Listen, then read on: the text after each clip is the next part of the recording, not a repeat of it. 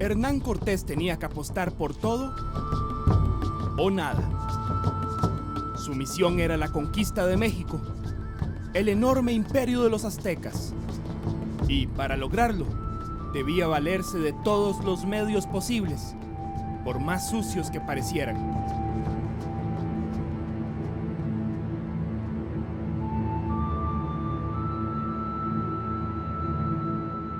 Recordemos que Hernán Cortés llegó a México con 400 hombres nada más y necesitaba una buena fuerza de tarea para lograr conquistar Tenochtitlán en sus planes.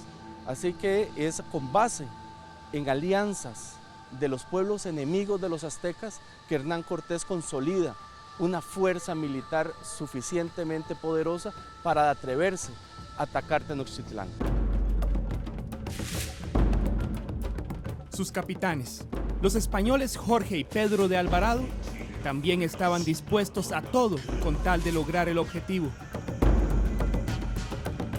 Hernán Cortés, cuando llega a Tlaxcala, el cacique Xicotenga les da 2 princesas, Luisa y Lucía.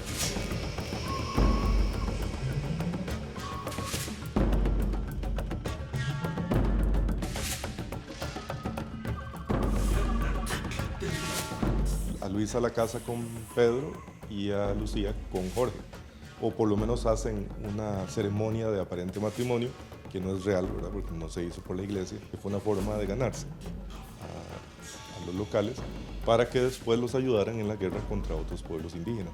Y de hecho entonces los tlaxcaltecas ayudaron a los españoles en el proceso de conquista del territorio mexicano, pero también del territorio guatemalteco.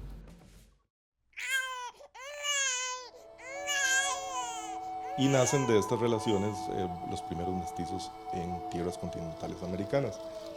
Lo curioso del caso, bueno, pues no todos los Alvarado descienden de estas princesas indígenas, porque posteriormente, como no había habido un matrimonio, ellos se casan con mujeres españolas, y de ahí sí vienen la mayoría de los Alvarado.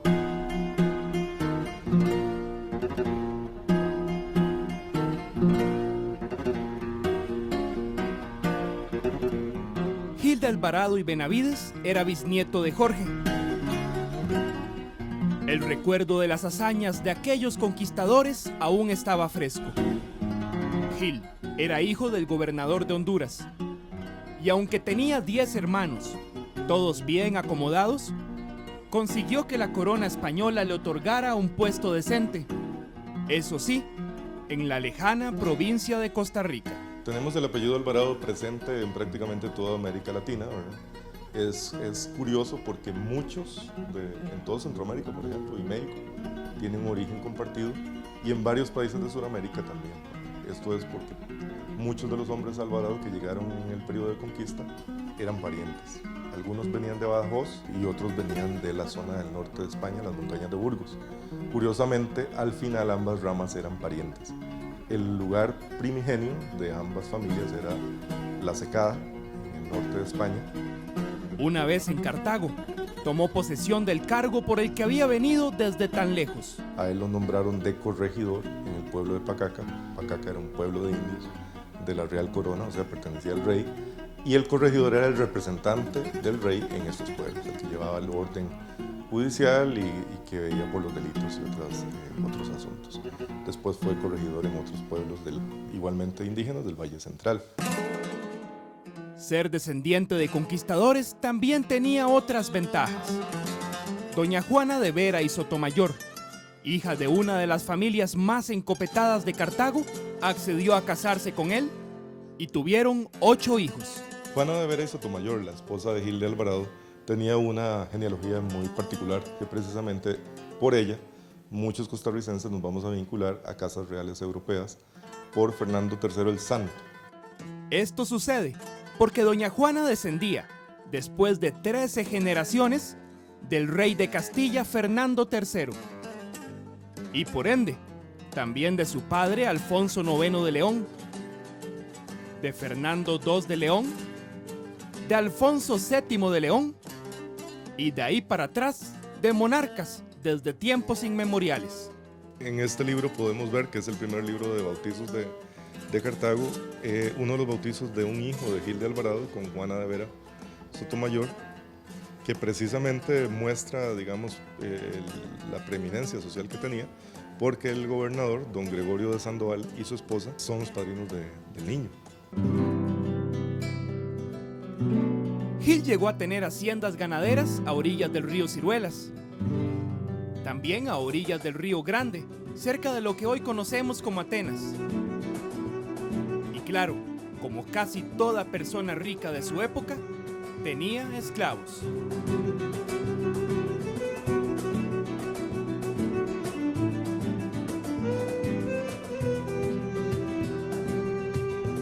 Es importante aclarar que no todos los Alvarado en la actualidad en Costa Rica van a descender de Gil de Alvarado, pero sí una buena cantidad de ellos. Esto ocurre porque también hay algunos que van a descender de mestizos, que a lo mejor también tienen su sangre, ¿verdad? Pero no lo hemos podido comprobar, y también afromestizos, es decir, gente que se mezcló con los esclavos, que igualmente podrían tener sangre de sus amos, pero no lo podemos confirmar en este momento. Actualmente, en Costa Rica hay 51.500 Alvarado de primer apellido y 52.000 de segundo apellido.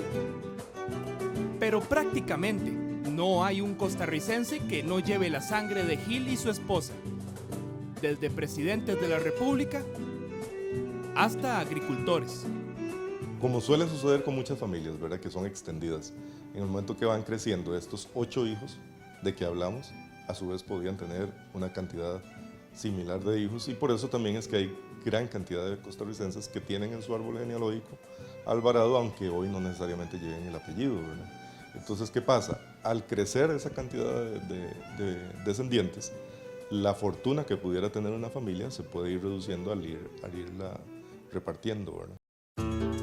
A lo largo de nuestros reportajes hemos aprendido que los costarricenses descendemos de indígenas y conquistadores, de esclavos y de sus amos, de personas cuyos nombres apenas sabemos y de reyes.